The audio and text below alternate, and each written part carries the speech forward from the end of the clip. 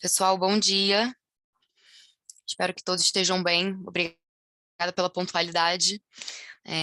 Vamos esperar só uns minutinhos aqui para todo mundo entrar e aí a gente já começa o nosso webcast. Bom dia a todos. Obrigado pela presença.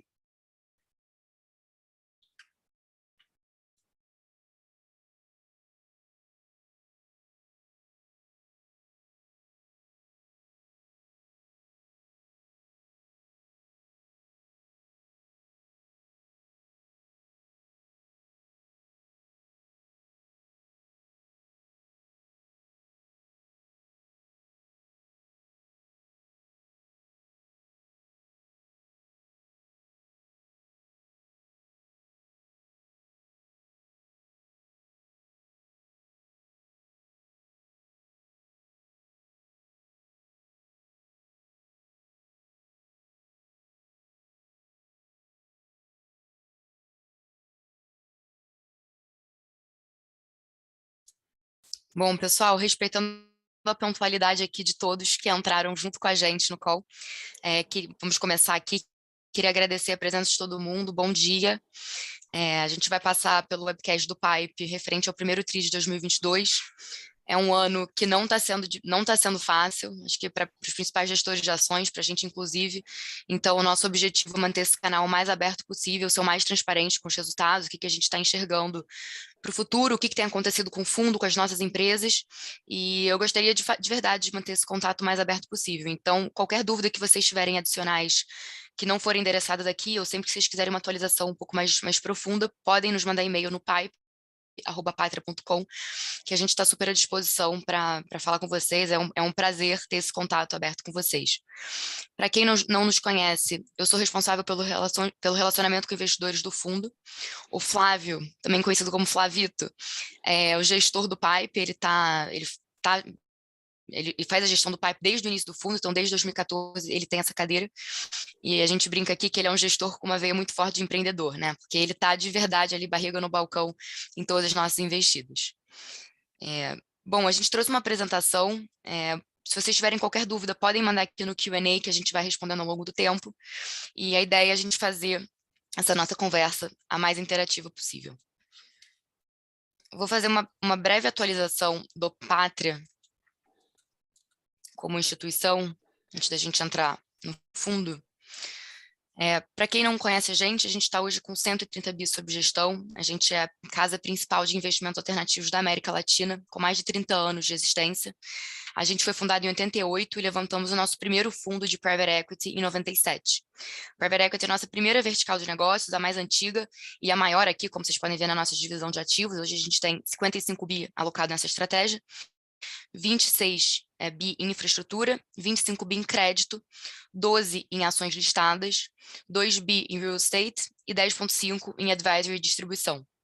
Hoje nós somos os maiores de private equity, de infra e de crédito na América Latina. E a boa notícia é que a gente tem fundos abertos para captação nessas 3 verticais de negócios. Então, a gente está lançando nossa 7ª safra de private equity. A gente vai ofertar pela primeira vez no mercado de varejo brasileiro. Provavelmente vai ser em setembro, outubro. À medida que isso for evoluindo, a gente mantém vocês informados. O nosso fundo de infra, focado em energias renováveis, vai ser ofertado nas próximas 2 semanas aqui no Brasil. E a gente tem fundo de crédito, tanto focado em Brasil, quanto focado em Latam, que é com a nossa parceria da Moneda, que também estão abertos para captação. Só para finalizar essa parte, a gente fez mais recentemente uma parceria com a Camarupim, que é um fundo de VC. É um fundo focado em growth, pega empresas que já passaram pelo primeiro stage de VC e buscam se associar com executivos e empreendedores que querem um crescimento da empresa. E é muito que a gente faz aqui no Pipe também. Então, a gente tem nosso principal viés é como a gente se associa com os executivos das nossas investidas para que a gente crie valor no longo prazo. Então, de forma geral, o Pátria está alocado dessa forma, e eu passo a minha palavra aqui para o Flávio, para a gente entrar um pouco em detalhes do nosso fundo Pátria Pipe. Obrigado, Ju. Obrigado a todos os presentes. Um prazer estar com vocês de novo. Como a Ju falou, a gente está num ano complicado de resultados, mas num ano positivo, as coisas vêm evoluindo positivamente do ponto de vista de valor, de criação de valor nas investidas. A gente vai tentar aqui mostrar para vocês como está a performance do portfólio. A gente acredita firmemente, sempre foi nessa cabeça aqui, em criar valor de longo prazo, né? O PIPE é uma abordagem de private equity, companhias abertas. Todo o trabalho que a gente faz nas companhias, junto com nossos sócios, com os executivos, é no sentido de criar valor de longo prazo, e a gente vem evoluindo positivamente em grande parte do portfólio, e mesmo a parte do portfólio que teve questões recentes, a gente também tem boas notícias aí para compartilhar com vocês. Então, acho que o foco vai ser bem no portfólio em si. A única coisa que a gente não tem controle aqui, nem no curto, nem no médio prazo, é o preço. Como dizia o Warren Buffett lá, price is what you pay, value is what you get. Quer dizer, preço é o que você paga, valor é o que você recebe. Então, o nosso foco é no que a gente recebe no longo prazo, que é a criação de valor. E nisso a gente está, acho que, evoluindo bastante positivamente no portfólio, e isso será reconhecido quando o ambiente macro de mercado evolui positivamente. A gente acredita que a gente está muito perto de um ponto de inflexão aí relevante do ponto de vista macro e de fluxo de capitais. Então, acho que eu não vou voltar a focar aqui na nossa estratégia. Todo mundo, a maioria dos que estão aqui, todos já conhecem. Então, para o benefício aqui do tempo, para deixar bastante espaço para a gente conversar e tirar dúvidas, eu vou aprofundar mais nessa parte macro e nessa visão de mercado e das companhias. Então, Ju, pode pular essa parte aqui de estratégia. Vamos falar um pouquinho rapidamente de performance. A gente, no longo prazo, tem entregue o nosso objetivo de retorno, um pouquinho levemente abaixo, infelizmente, pelo esse drawdown que a gente teve desde junho do ano passado, né, do momento de início de aumento de juros. Mas a gente está, acho que, num ponto muito interessante que, prospectivamente, acho que uma grande probabilidade de a gente voltar a superar de forma muito assertiva tanto os resultados de curto quanto de médio e longo prazo. Então, falar um pouquinho, pode mudar para o próximo slide, Ju? Pode pular esse também. Hoje a gente está numa situação curiosa, né? A gente tem uma correlação muito forte entre taxa de juros e resultado do mercado como um todo. Isso tende a se amplificar, inclusive em companhias menores, mid small caps. Tem dois fatores importantes aqui em jogo, que é o custo de capital das companhias e o desconto, a taxa de desconto que se usa para avaliar as empresas. Portanto, taxas de juros mais altas diminuem o valor da companhia, taxas de juros mais baixas aumentam o valor das companhias. Então, vocês veem nesse gráfico uma correlação bastante grande com a direção e o nível das taxas de juros e a evolução dos ativos de risco, especialmente pequenas e médias empresas. O segundo fator é o fator de risco de liquidez, o prêmio de liquidez, que a gente chama, que tende a variar também de forma inversamente proporcional à taxa de juros e diretamente proporcional ao nível de mercado. Então, quando a propensão à tomada de risco aumenta, essa taxa esse prêmio de risco tende a diminuir e, portanto, o prêmio de liquidez diminui bastante. O fato é que empresas de pequeno porte tendem a superar os índices mais de large caps, né, de grandes companhias ao longo dos ciclos positivos e tendem a sofrer pela própria liquidez e pelo fluxo de recursos, né, para os investidores e pelos fundos que investem nessas companhias nos momentos mais difíceis. Então, acho que a gente está num ponto de inflexão interessante, chegando no final de um ciclo de aumento de juros, e quando isso ocorre, a tendência é o mercado estabilizar e potencialmente voltar a performance positiva conforme esse movimento se aproxima de uma reversão para uma queda de taxa de juros. Isso agregado, no próximo slide, vocês veem os valuations de pequenas empresas, a gente está um desvio padrão abaixo do normal, em termos de preço sobre o book value. A gente está ainda mais barato em termos de geração de lucro, e ao contrário de momentos históricos que a gente teve lá em 2008, mesmo em 2015, onde o resultado das companhias foi dramaticamente afetado por uma situação macro dos próprios da economia em si, nossa economia está mais positiva nesse ciclo. A gente tem visto os lucros ainda resilientes, as companhias estão navegando relativamente bem esse momento, alguns setores sofrendo um pouco, outros melhor, mas acho que a situação macro é mais favorável do que a gente viu em extremos de mercado no passado.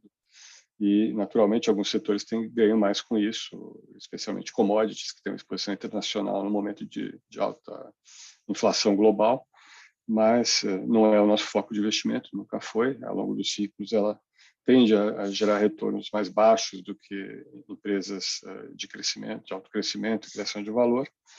Então, a gente está muito focado aqui no que a gente faz melhor, pegar boas companhias, se associar, trabalhar com eles para crescer o negócio ao longo do tempo e melhorar os resultados para os investidores via essas várias iniciativas de criação de valor. Hoje, nosso portfólio está distribuído da forma que vocês veem na tela. Nosso maior investimento continua sendo Unidas. A empresa vem performando maravilhosamente bem, o setor vem muito forte. A gente está na fase final aí da negociação de fusão com a Localiza.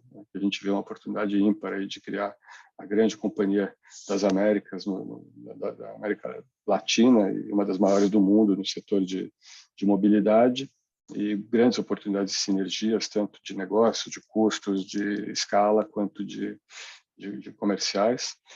E continua sendo não só uma empresa com um grande crescimento, a gente não vai focar nela nesse call, mas para dar uma rápida visão aí, a gente mais do que dobrou o resultado no último ano, e o ano começou muito bem aqui no primeiro trimestre, e a própria integração com a Localiza, quando da finalização do processo de fusão, a gente acredita que gere ainda mais valor e ainda mais oportunidades para o negócio, um catalisador relevante para a liberação de valor e resultado da companhia.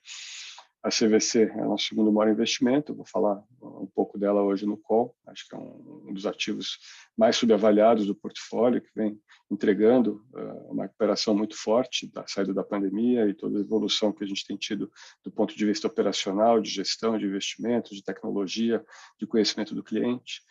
Grupo Ultra também se tornou uma posição bastante relevante no fundo e também evoluções positivas aí nos últimos trimestres. E Qualicorp e Tenda são as seguintes, ambas as companhias têm tido um momento mais complicado, então, e Alper é a nossa core mais menorzinha do portfólio, mas que vai crescer no portfólio. A gente está no meio do processo de captação para a companhia, de uma primária para continuar o plano de negócios, então deve aumentar um pouquinho a nossa alocação de capital para a empresa. Eu vou focar primariamente na CVC e na Tenda, mas estou à disposição também para discutir os outros ativos do portfólio aqui.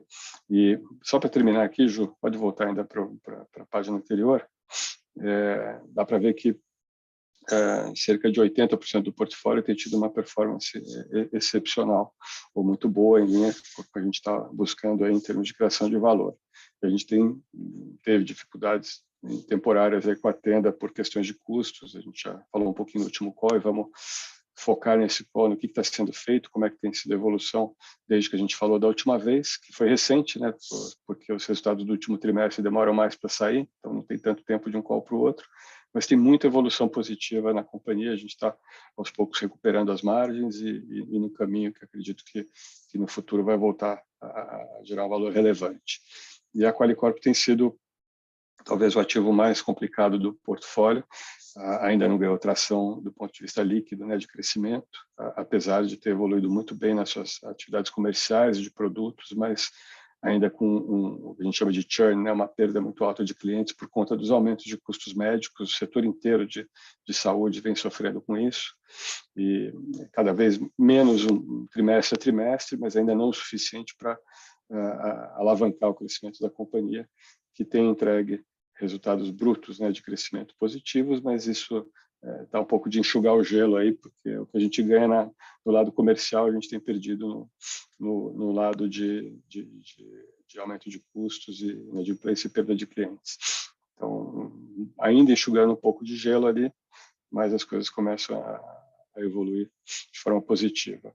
Acho que esse é o gráfico talvez mais importante aqui da apresentação, né? A gente gosta de olhar o PIPE como uma holding de investimentos. A gente é sócio, dono, assim como nossos parceiros e sócios nas companhias, influenciando os negócios, a estratégia de longo prazo das empresas e a criação de valor. Então, para nós, a gente mede isso através de vários KPIs. Acho que o mais simples de acompanhar ao longo do tempo é a geração de caixa bruta do negócio, né, dos investimentos, o EBITDA. Ele é menos afetado pelas variações de taxa de juros e por algumas questões pontuais de cada companhia, que o lucro líquido, e, portanto, ele tem uma comparabilidade maior ao longo do tempo. Vocês veem que a gente, assim como todos, sofremos lá em 2020 durante a pandemia, recuperamos rapidamente, foi um ano positivo para a gente acabou terminando o ano muito bem, tanto do ponto de vista de recuperação dos preços do portfólio das empresas, quanto principalmente na criação de valor.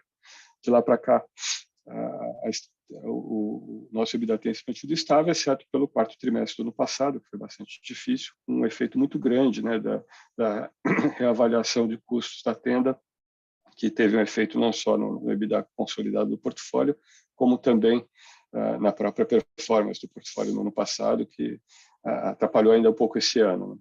Acho que a boa notícia é que as coisas começam a se estabilizar, a gente recuperou fortemente a EBITDA no primeiro tri, a gente já voltou para os níveis perto dos recordes que a gente estava fazendo no ano passado, e bem superiores já a 2020. Então, essa é a principal métrica que a gente olha, né, a criação de valor.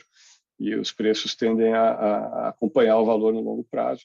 No curto prazo, a gente não tem como influenciá-los, mas a gente, fazendo isso em companhias privadas e abertas há quase 30 anos, a gente tem, claro, que isso é quase que uma identidade absoluta aí no médio e longo prazo. Então, isso nos deixa bastante confortáveis. Em termos de performance em si do fundo, o primeiro trimestre, até o final de março, né, foi flat, a gente ganhou dinheiro na Unidas e na CVC, entregou na Tenda. Foi o momento em que a Tenda divulgou os resultados do quarto tri, com toda a revisão de orçamento e as mudanças até na forma de orçamentação que a gente discutiu no último call.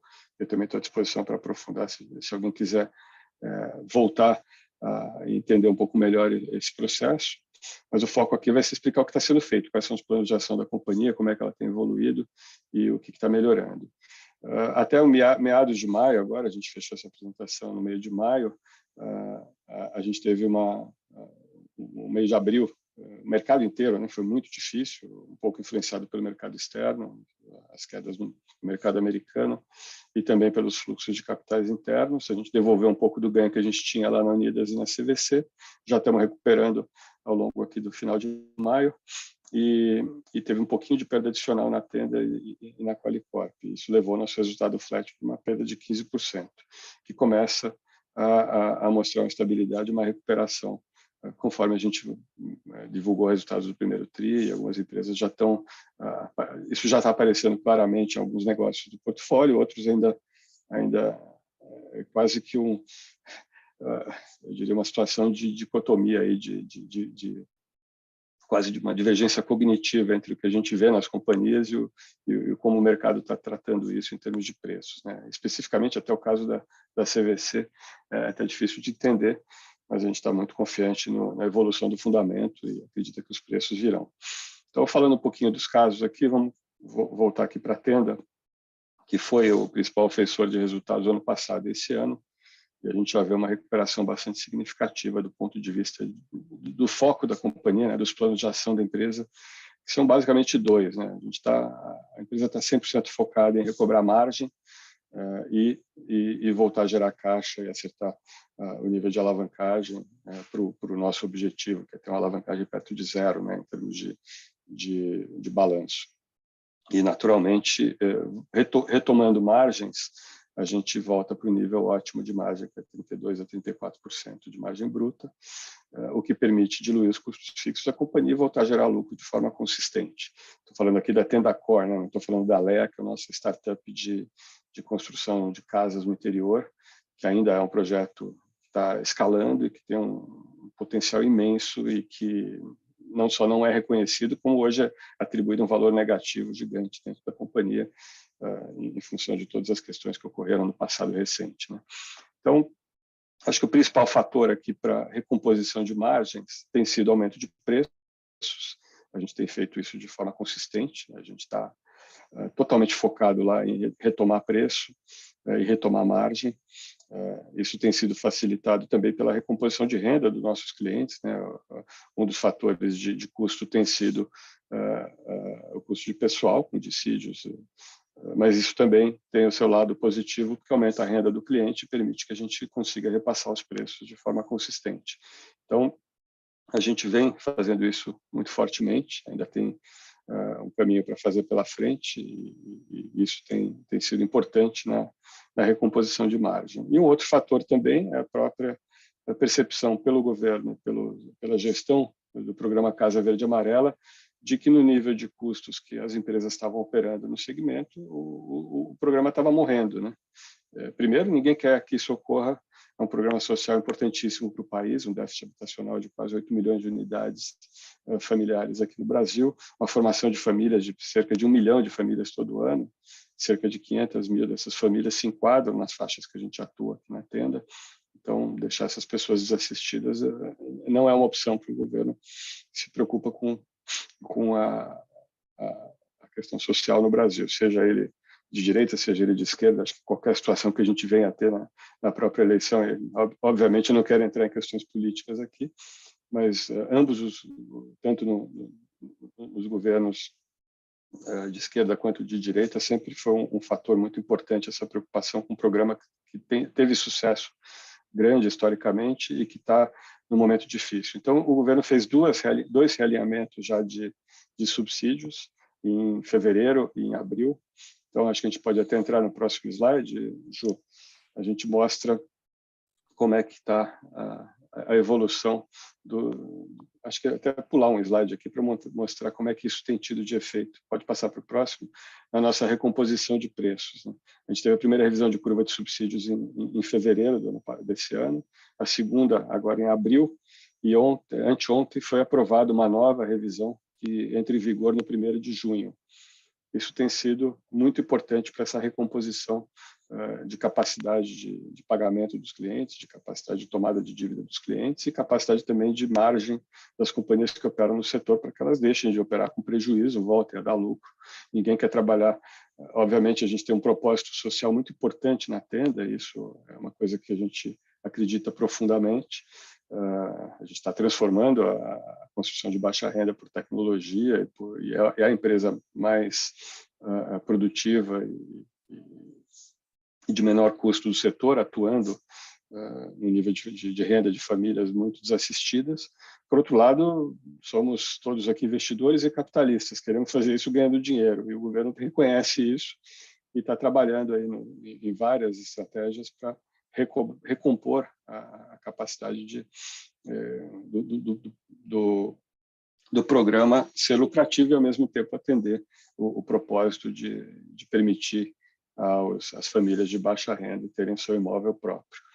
Então, entre as discussões que estão ocorrendo no momento e que vão ser muito relevantes também no futuro próximo, uma delas já foi aprovada, que é essa nova mudança na curva de subsídio, que deve agregar um pouquinho mais de preço, né, um pouquinho mais de margem nos nossos produtos, mas também discussões sobre a expansão do teto do subsídio para as famílias, um aumento de 10% no teto, que tem um efeito muito relevante na nossa margem, na capacidade de repasse de preço, e um potencial aumento no prazo de financiamento de 30 para 35 anos.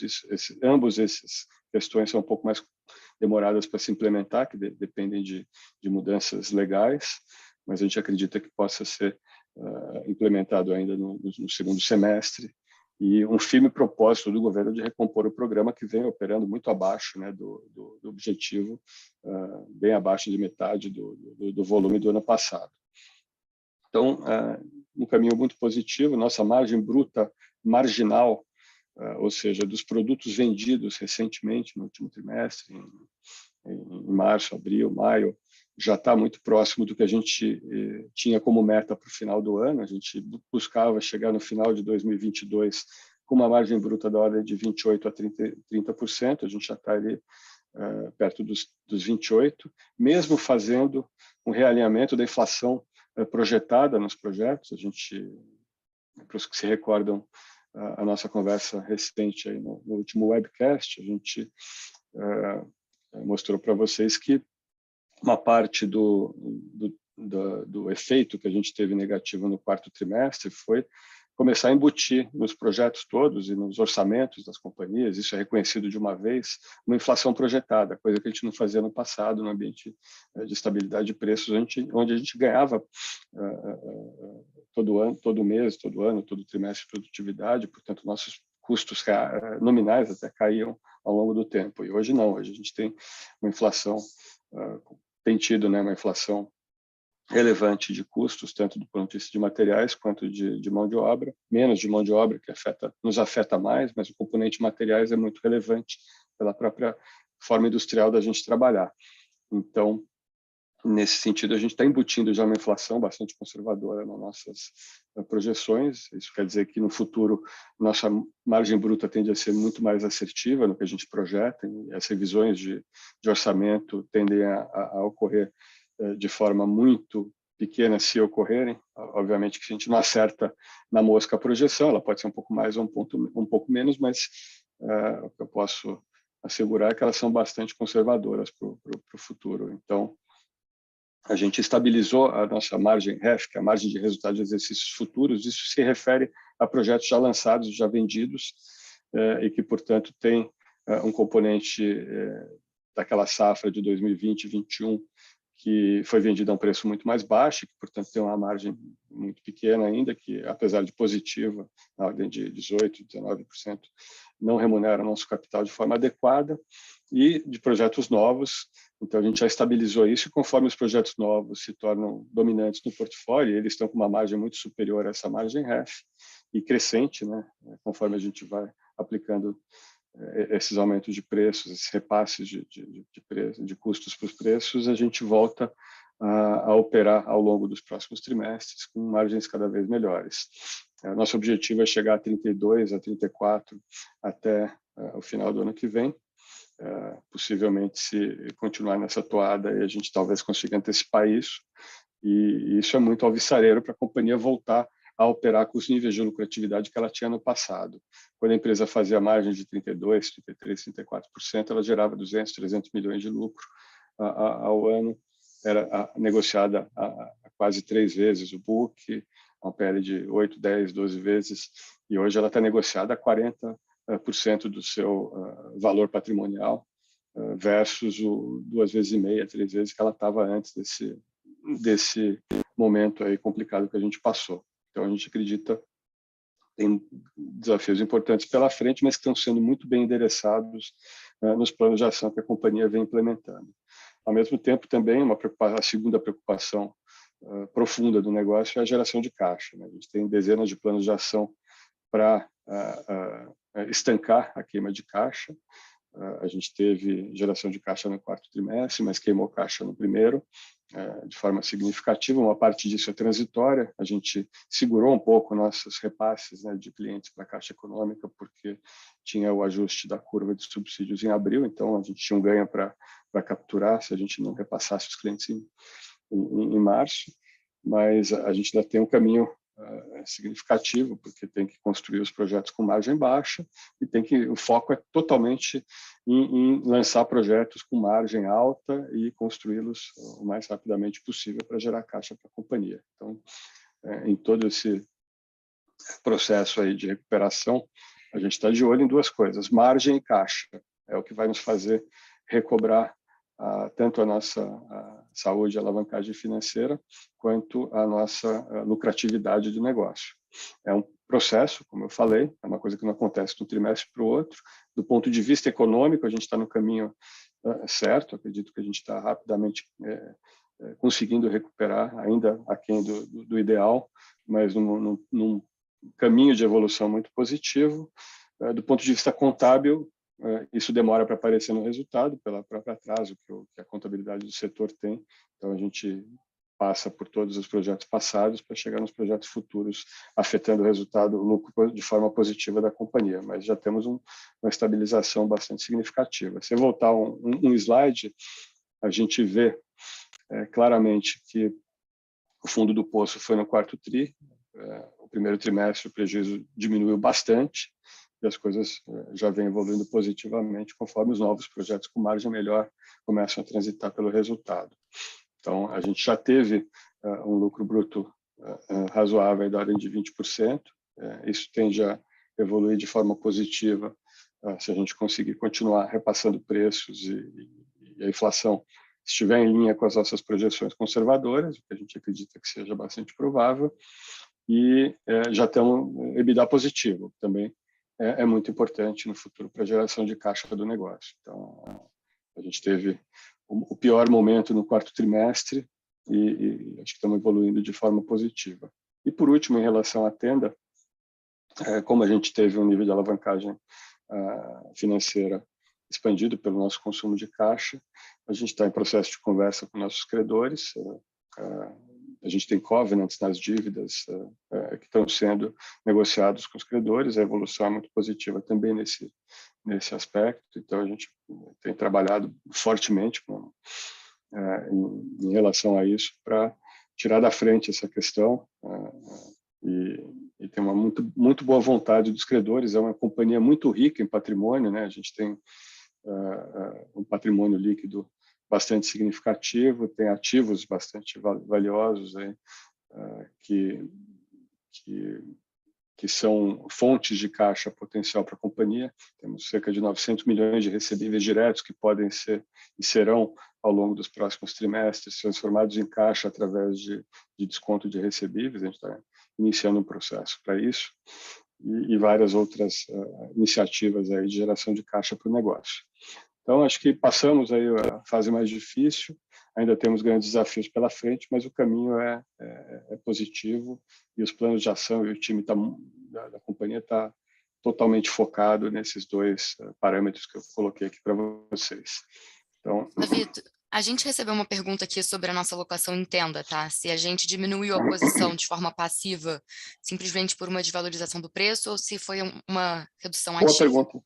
Totalmente passiva. A gente não mexeu em nada no case, a gente continua, como eu coloquei aqui, acreditando e muito focados em entregar novamente resultados. Estamos super confiantes que isso vai acontecer.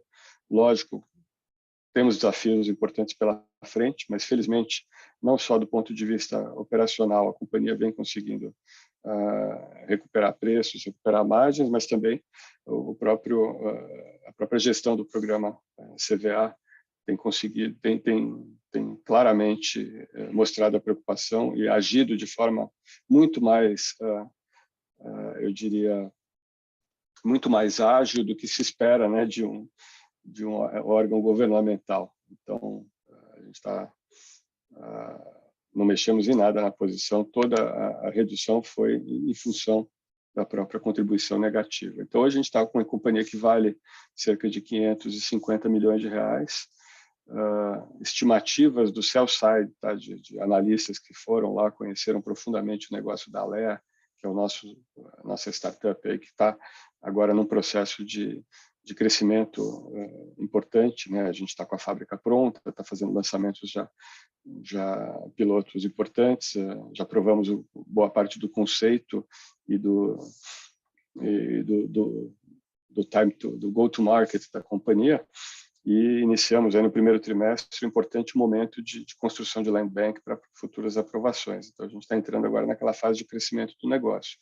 Vários sell-side analisaram profundamente esse negócio, soltaram relatórios avaliando a companhia em cerca de 11 a 13 reais por ação de Tenda. A Tenda sozinha está valendo hoje 5,5, 5,50 por volta disso. Quer dizer, só a Alea, e não sou eu que estou falando aqui, são analistas independentes que estão dizendo que a empresa potencialmente vale mais do que o dobro do que a companhia como um todo está valendo hoje no mercado. Então, isso quer dizer que o mercado avalia esse negócio pela menos da metade, avalia o resto da Tenda em zero.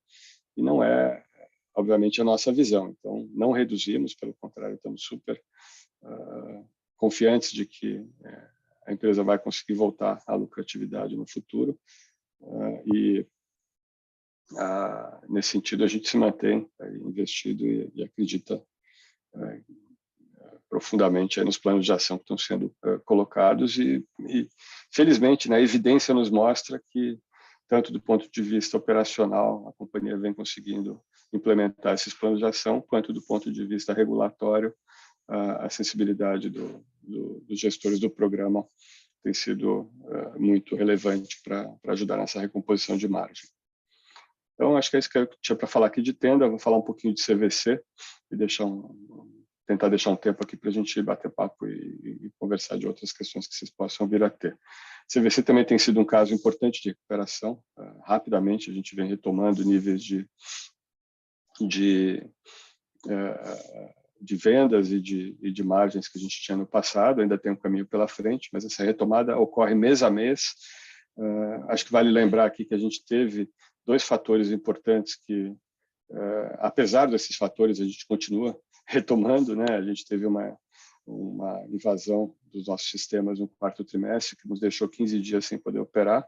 Isso afetou um pouco as vendas do quarto tri. E tivemos uma retomada aí do Covid, da Omicron, em janeiro e parte de fevereiro, que também afetou negativamente remarcações e cancelamentos de pacotes e de produtos de turismo, mas já recobrou em março e vem muito forte, crescendo mês a mês, em abril, maio. Então, a gente está num caminho muito positivo. E isso é muito relevante para o case, porque todo esse case, além da própria qualidade do negócio, da marca, do time de gestão e de todas as iniciativas estratégicas que estão sendo implementadas, ele tem uma característica muito relevante aqui, que é a alavancagem operacional do negócio. Eu vou tentar explicar isso de forma muito simples para vocês. A gente hoje faz cerca de 11,5 a 12 bilhões de reais de vendas de produtos no run rate aqui de primeiro trimestre, né? Se você analisar o primeiro trimestre, a gente já está rodando perto de 11,5 bilhões. Os últimos 12 meses eram 10,4. E a gente, de cada venda que a gente faz, quer dizer, de uma venda de um pacote, de um hotel, de uma passagem aérea, a gente hoje está ganhando cerca de 10% de take rate, que é a nossa comissão. Então, isso vem crescendo trimestre a trimestre. Nosso objetivo é continuar crescendo isso, com melhora de produto, melhora de marketing, assertividade, a nossa força na composição de produtos, nossa escala de operações nos permite isso, e também com precificação dinâmica e várias ferramentas preditivas de tecnologia que foram implementadas e que têm evoluído a cada trimestre e que nos permitem melhorar nossa margem sobre as vendas, sobre os pacotes. Então, se a gente vende 10 bilhões, por exemplo, a gente tem 1 bilhão de receita. Desse 1 bilhão de receita, obviamente, para consegui-lo, a gente tem que investir em marketing, que é um custo, em boa parte, variável. Isso tem girado em torno de 1,7%, 1,6%, 1,8% das reservas, ou seja, entre 16% e 18% da nossa receita. Então, de cada 1 bilhão de receita que a gente vai gastar cerca de 170, 180 milhões em custos, despesas variáveis aí de marketing, cartão de crédito, por aí vai. Nos sobra algo como 830, 840 milhões para diluir nossa despesa fixa de pessoal, de tecnologia e tudo mais. Então, o resultado disso é que nosso EBITDA já ficou positivo. A gente já teve EBITDA positivo e crescente nos últimos 2 trimestres, que é o que sobra depois disso, é o que vai pagar a nossa despesa financeira e dar lucro para a companhia. Cada real novo que entra, 82% dele que entra como receita, 83% dele já vai direto para o bottom line, né? Ele vai direto para diluir, melhorar o nosso resultado líquido, diminuir a nossa despesa financeira, desalavancar o negócio. Então, todo o crescimento que vem pela frente e que tem sido consistente mês a mês vai direto para melhorar o resultado. A gente tem uma estrutura hoje equilibrada de custos fixos e variáveis, potencialmente reduzindo essa estrutura ao longo do tempo, conforme a gente ganha produtividade, implementa novas tecnologias e melhora várias ineficiências internas da companhia. Então, tem vários projetos nesse sentido. Então, isso nos permite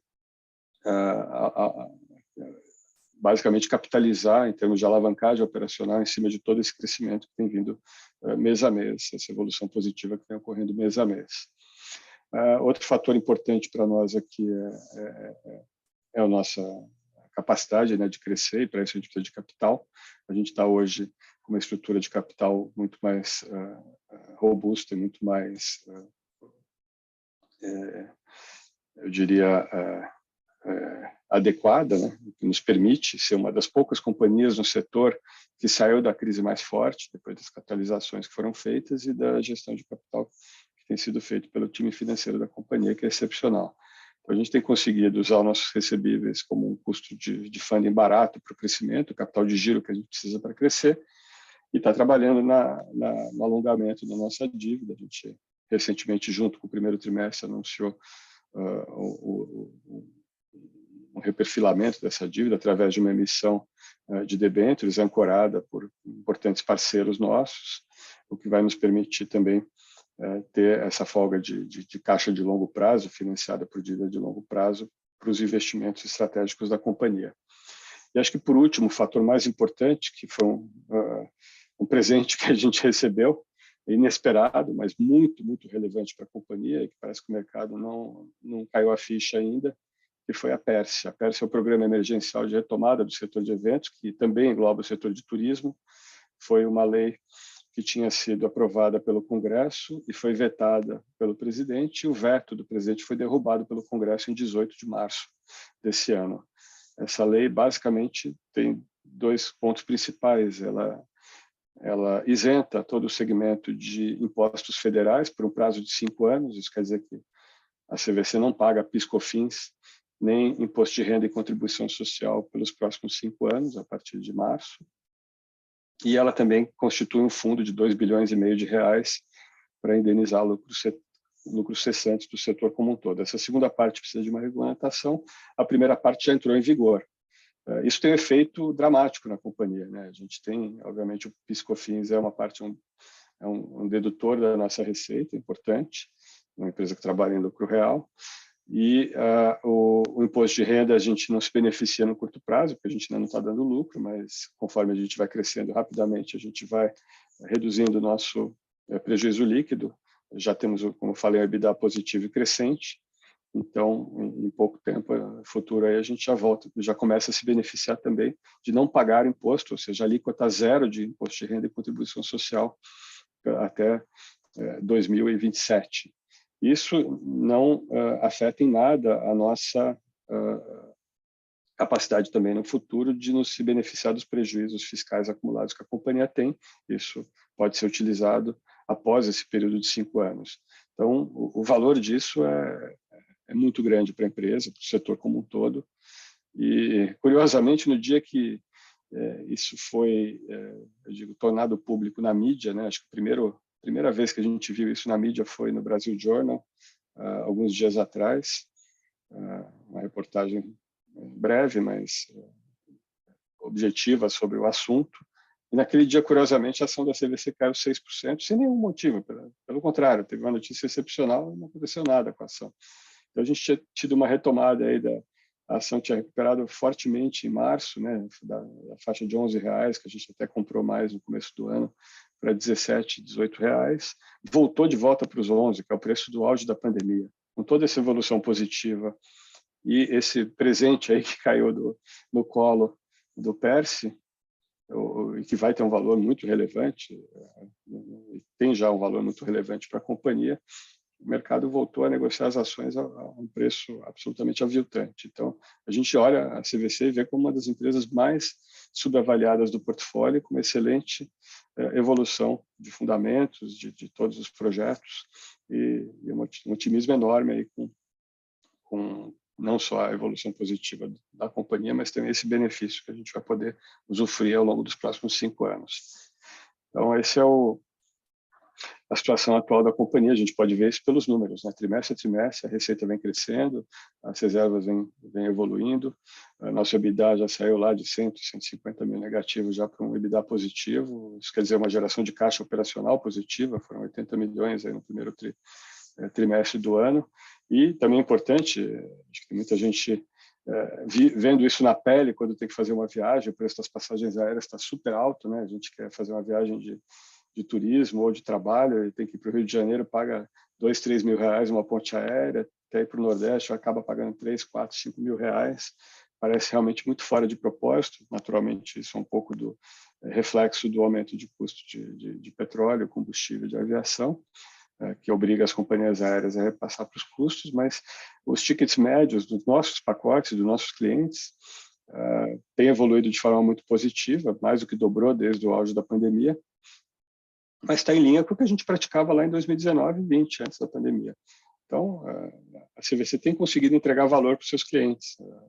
Hoje eles viajam com um custo médio por pessoa de R$ 1.200 para umas férias ou um programa de uma semana, algo parecido.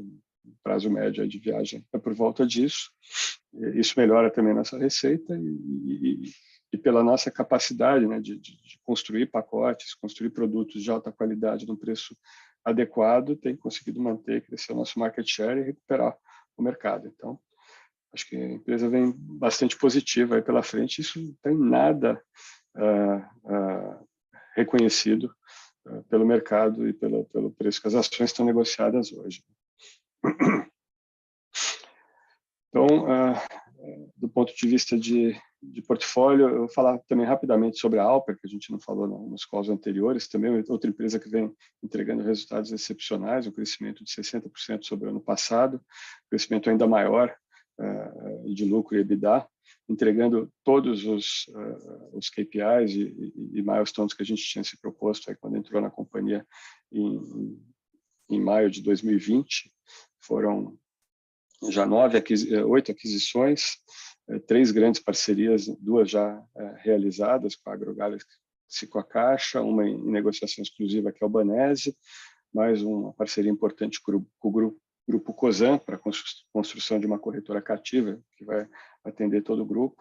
Isso tem se refletido tanto no crescimento orgânico quanto inorgânico, né? A parte importante também desse crescimento é orgânico.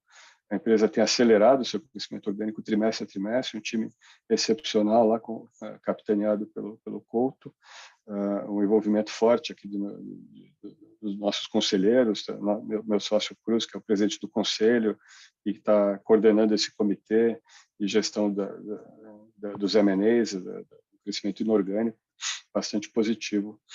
E a gente, como eu falei, deve estar aumentando um pouco nossa participação na companhia e no fundo, né? Nessa nova rodada de capital para alavancar ainda mais o crescimento desse negócio que tem vindo muito bem. Então, voltando aqui algumas perguntas que a gente teve, estão perguntando o que a gente acha da Wiz. Acho muito difícil eu fazer um comentário profundo sobre o Wiz, a gente nunca analisou a companhia a fundo, ela foi ela operava o mercado na Caixa, né? Teve o que a gente tem agora, que é um contrato de longo prazo, executou muito bem, tem se reinventado em outros negócios, ela não compete diretamente com a gente, ela está em outros segmentos do mercado de benefícios e de seguros.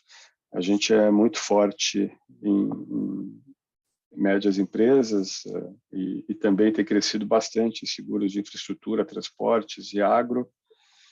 Então, eu prefiro aqui focar nos nossos negócios, onde a gente tem conhecimento, envolvimento e convicção para opinar de forma bastante assertiva e estratégica aqui. Mas é uma empresa que se reinventou e tem tido sucesso no seu processo de reinvenção, por assim dizer. Tem uma pergunta sobre o propósito social, acho que, obviamente, a gente está visando lucro aqui, né? O Pátria, como fiduciário de capital próprio de terceiros aqui, dos nossos parceiros, clientes, a gente quer ganhar dinheiro em tudo que a gente faz. Mas em tudo que a gente faz, acho que qualquer negócio tem que ter seu propósito, né? O propósito social, quando eu digo da Tenda, é muito mais um sonho e um projeto que vem sendo implementado desde 2013, de revolucionar a construção através de tecnologias que nunca foram aplicadas na construção, são tecnologias de Fabris, né? Tecnologias de processos contínuos, processos industriais, que permitem você reduzir, aumentar a produtividade e trazer produtividade para o setor que há mais de 100 anos não ganha produtividade. A gente viu isso acontecer no agro, viu isso acontecer em vários outros segmentos, e isso não aconteceu até hoje de forma consistente no setor de construção. Esse é o nosso propósito lá. E a consequência disso é um propósito social. A gente atua numa faixa de renda baixa, a gente consegue ser mais competitivo nessa faixa de renda baixa. A nossa capacidade de evoluir do ponto de vista de tecnologia e de produtividade, não só em circunstâncias normais, né, a gente foi afetado muito pelo aumento de custos, mas num ambiente normalizado de negócios, conseguimos ser muito competitivos, melhores do que os outros, e, ao mesmo tempo, atingir um propósito de explorar um negócio que gera uma externalidade positiva para o país e para o cliente e gera lucro para a gente. Então, isso tem um valor muito grande do ponto de vista de sustentabilidade do negócio, a geração de lucro, a forma como a gente enxerga a tecnologia e a melhoria do setor, além de ter uma questão de eficiência para nós e geração de resultado, tem também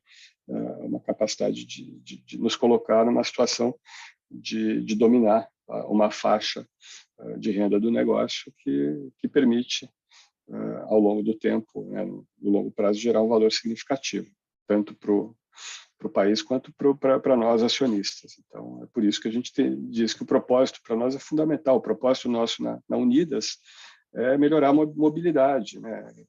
Fazer com que as pessoas possam se locomover, que os negócios possam fazer a sua logística e sua mobilidade de forma mais eficiente, utilizando de ferramentas de telemetria, de dados, de escala, para prover um serviço cada vez melhor por um custo cada vez menor.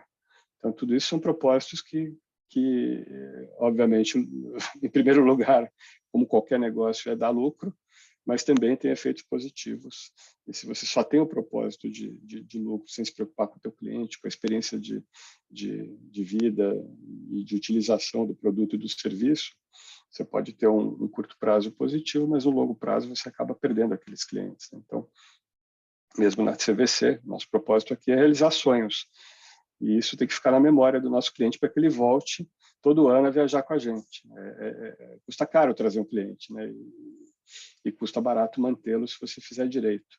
Então, tendo propósito no negócio, você tem um resultado de longo prazo importante, tanto na motivação do time que toca o negócio, quanto na motivação do cliente para sempre voltar a fazer negócio com você.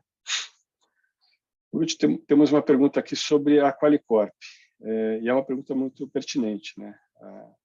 Não só o alto churn que tem atrapalhado a companhia, e é um fato isso, né? A gente teve custos médicos relevantes, além do problema do ano passado, que foi a acumulação de reajustes. Esse ano tem um novo reajuste aí, que foi anunciado da ordem de 15,5% para planos individuais. Isso não nos afeta muito, porque a gente não é basicamente coletivo por adesão, mas isso denota a inflação médica, que tem sido muito superior à inflação normal, e isso pegando as pessoas já no momento de orçamentos apertados pelo custo de alimentos e de transporte e tudo mais. Então, é um problema que não é fácil de resolver no curto prazo. A gente tem mais uma questão, que foi bem lembrada aqui, que é o anúncio da compra da Sul América pela Redditor. Essa é uma questão, eu diria, complexa de se desfazer, tem questões regulatórias muito relevantes que estão em jogo aqui, que a gente não tem respostas ainda, né? Depende muito mais dos reguladores, mas o fato é que tem uma questão de governança que está sendo discutida e eventualmente será realinhada conforme as determinações regulatórias, mas o mais importante nesse sentido, a gente teve uma recém-eleição de conselho na companhia, o Patria indicou mais um conselheiro, que aliás é o nosso Head de Value Creation aqui, de criação de valor, o Peter Esterman, ex-presidente do Grupo Pão de Açúcar, uma das pessoas mais sêniores do Patria, não só do ponto de vista de negócios, mas também do ponto de vista de governança. Temos um novo parceiro lá, que é a 3G Radar, que atingiu também uma participação relevante de 10% na companhia, indicou um conselheiro bastante competente, que está trabalhando em conjunto com a gente. Então, acho que são desafios, acho que eu diria que das companhias do portfólio é uma das que tem desafios maiores no curto prazo. Isso está refletido no valuation, né? Hoje a empresa tem um valuation muito abaixo do histórico, o nível mais baixo da história da companhia como companhia aberta, apesar dela ter um nível de tamanho de negócios muito superior. A gente acredita que uma parte muito relevante dos problemas são circunstanciais, embora tenha uma questão estratégica, né, e estrutural de churn do negócio, que tem um desafio muito grande para mudar isso. Acho que nunca vai ser totalmente solucionado, mas historicamente o churn da companhia estava por volta de 8% a 9% ao trimestre, 7% nos momentos mais favoráveis, 10%, 12% nos momentos mais desfavoráveis, quando tinha aumento de preço, e ele cresceu muito, chegou a mais de 15% em alguns trimestres atrás, e no segundo trimestre passado. Ele vem diminuindo a cada trimestre, mas ainda está muito acima do ideal. Então, no primeiro TRI, a gente teve um trabalho muito positivo de ganho de vidas, como vem ocorrendo desde meados do ano passado. O comercial está funcionando muito bem, a grade de produtos é muito eficiente, só que tudo que a gente ganha ali, a gente tem perdido no churn.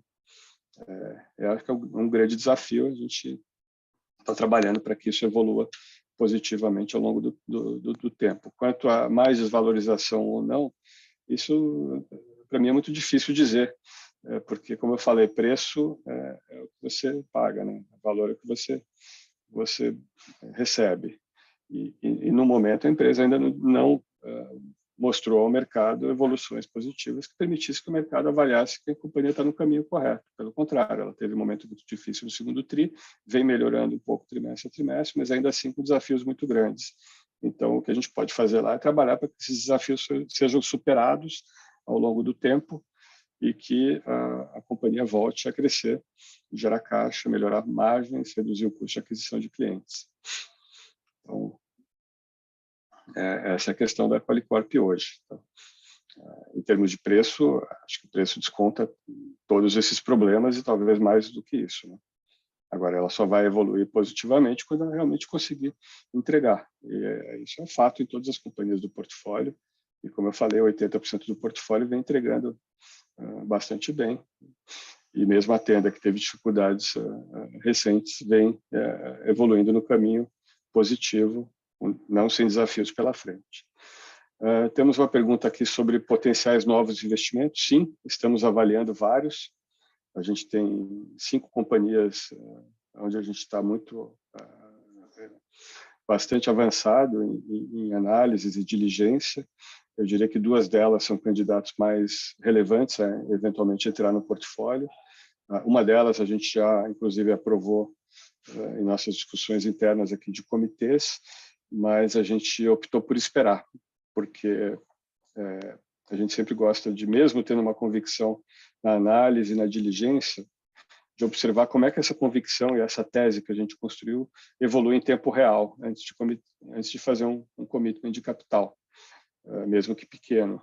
Então, a gente optou por esperar 2 trimestres aí para ver se aquilo que a gente estudou, modelou e acredita efetivamente ocorre. Se a gente não cometeu algum erro, algum deslize, a gente é muito conservador para colocar um negócio novo no portfólio. Acho que é um potencial, um negócio muito interessante, uma empresa que vem entregando, que cresce bastante e que tem um mar azul aí de oportunidades pela frente, está muito subavaliada, mas a gente quer ver como é que a coisa evolui em tempo real, dada a profundidade que a gente já tem de conhecimento e análise do case para eventualmente comprometer capital. E a segunda, a gente está bastante avançado na diligência, a gente deve terminar ao longo desse mês de junho e discutir em comitê. A empresa essa sofreu um pouco menos até as ações, diria que está menos barato, mas está com uma entrega espetacular e acho que faz parte aqui do nosso objetivo também. Acho que a gente tem uma forte preferência por ativos que têm grande capacidade de entrega e crescimento, mesmo que o preço não esteja tão subavaliado assim, embora na nossa visão esteja muito subavaliado, talvez menos do que outras oportunidades. Quer dizer, não é só comprar barato é um dos fatores aqui, mas o barato sem a qualidade de execução e sem a assertividade de cumprir metas e entregar resultado acaba se tornando caro e a gente busca se proteger o máximo possível desse tipo de viés. Então, o nosso foco realmente é ter uma convicção muito grande da capacidade de execução do time, né, na resiliência do negócio. E acho que a gente vai ter oportunidades bem interessantes, como tem hoje, né? Agora, nosso portfólio também está muito subavaliada, então a gente conhece, tem convicção grande nas teses do portfólio. Então, é sempre bom encontrar boas oportunidades. A gente não tem pressa para colocá-las, para alocar capital, para colocar novos ativos no portfólio, mas, sem dúvida, temos oportunidades boas que a gente está avaliando aí, que possivelmente possam, eventualmente, fazer parte aí da nossa holding aqui de investimentos. Então, estamos bem animados. Não sei se temos novas perguntas.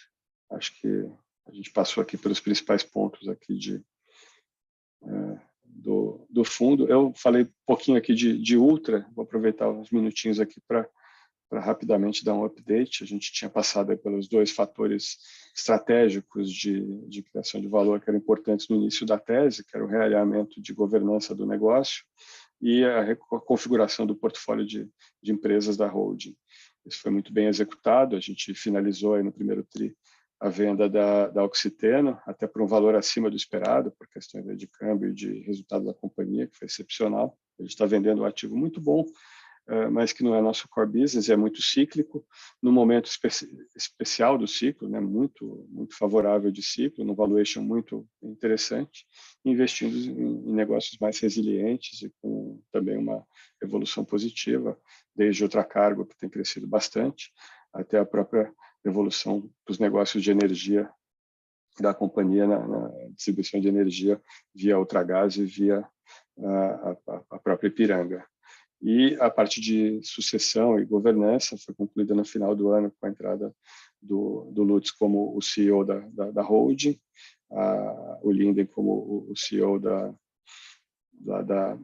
Ipiranga, e as várias mudanças que foram feitas, tanto em incentivos quanto na configuração do conselho, na sucessão do próprio conselho, que vão ocorrer ao longo dos próximos anos aí.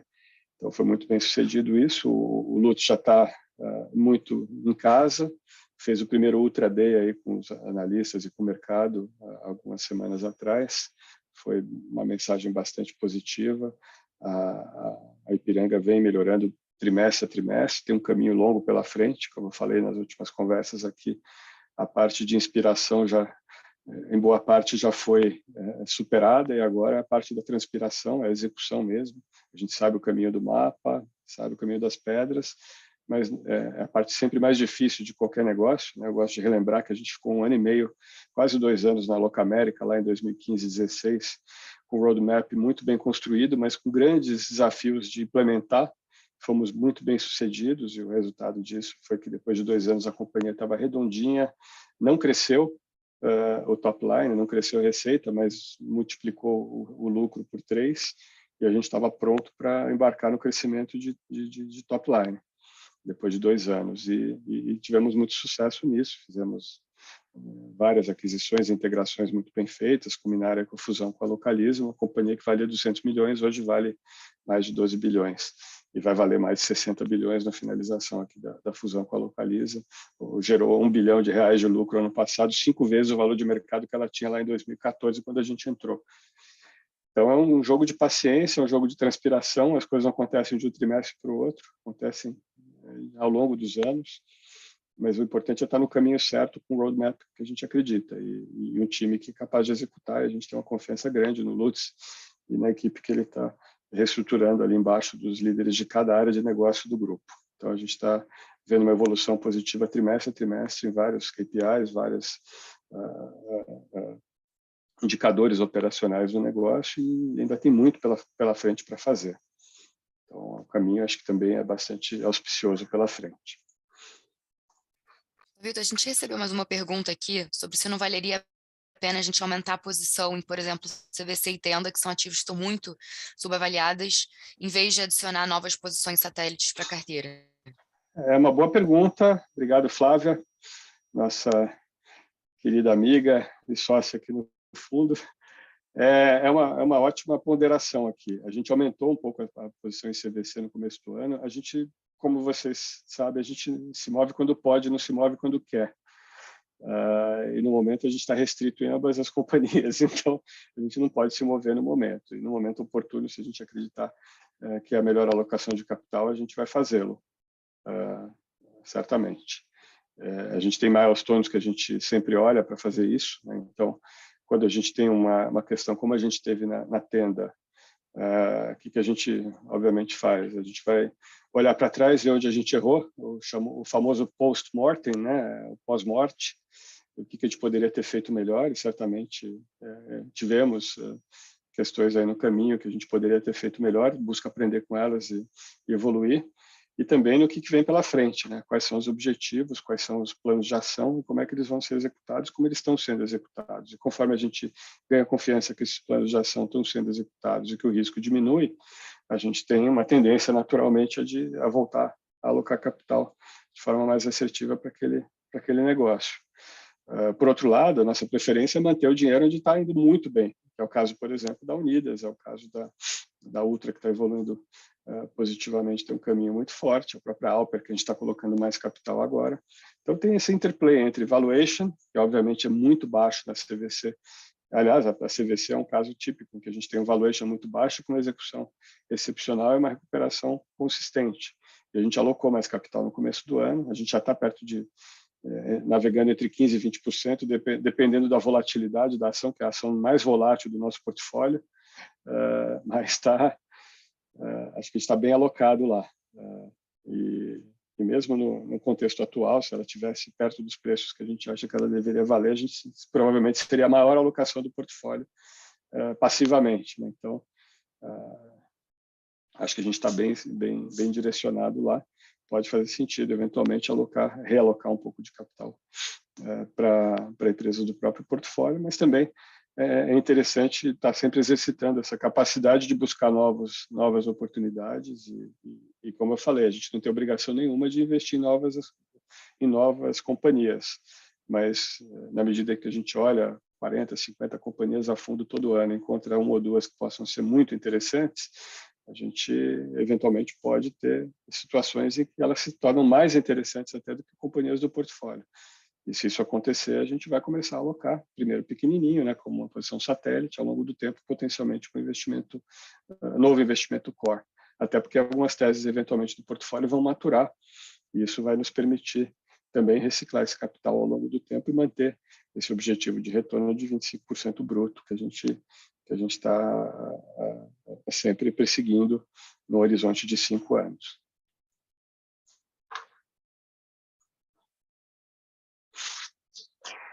Gente, acho que não temos novas perguntas. Eu gostaria de novo agradecer a presença de todos, agradecer a sociedade que vocês têm com a gente nessa nosso caminho aqui de construir valor. É muito bom ter sócios como vocês que estão profundamente interessados em conhecer o que vocês têm na carteira, quais são as empresas, o que elas fazem. Às vezes pode ser chato para muita gente, mas eu acredito que é isso que te dá a convicção.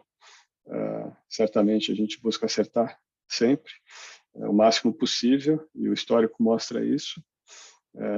Passamos por um momento difícil de 2021, acho que 2022 está só começando ainda, estamos quase no meio do ano, mas a gente tem um primeiro trimestre muito positivo. Vocês viram pelo nosso EBITDA que vem recuperando. A gente está bastante otimista para os próximos trimestres.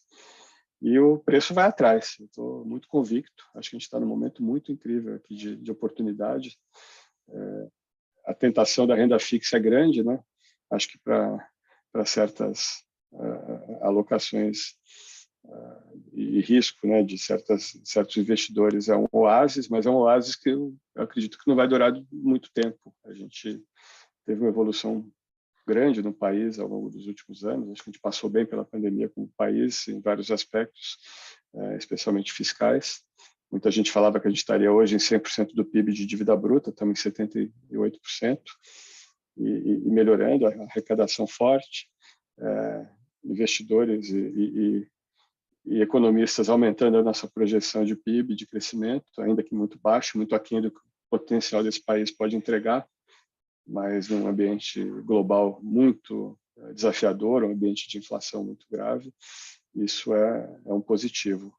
Algumas perspectivas muito díspares no como vai ser esse ambiente inflacionário. Para dar o meu 2 cents aqui, eu firmemente acredito que A gente mudou de patamar, aquele mundo deflacionário acabou. A gente tem vários fatores importantes que contribuem para o mundo mais inflacionário. A gente tinha uma forte deflação de 30 anos, aí mais de 30 anos, em cima de produtividade, globalização, demografia, e hoje essas condições se inverteram, né? Hoje a gente tem disrupções de cadeias de suprimentos, você tem desglobalização, guerras, tensões geopolíticas e também algumas coisas meio complexas aí do ponto de vista de energética que causa um ambiente um pouco mais inflacionário.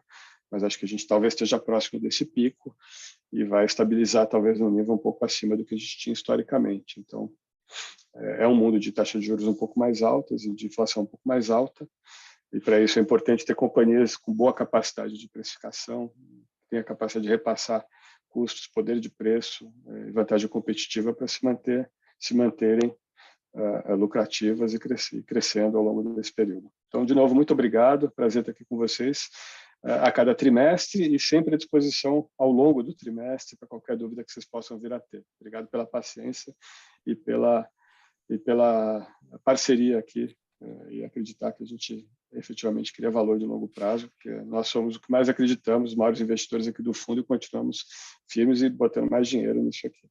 Então, muito obrigado. Prazer estar aqui com vocês. Muito obrigada, pessoal. Bom dia e bom final de semana.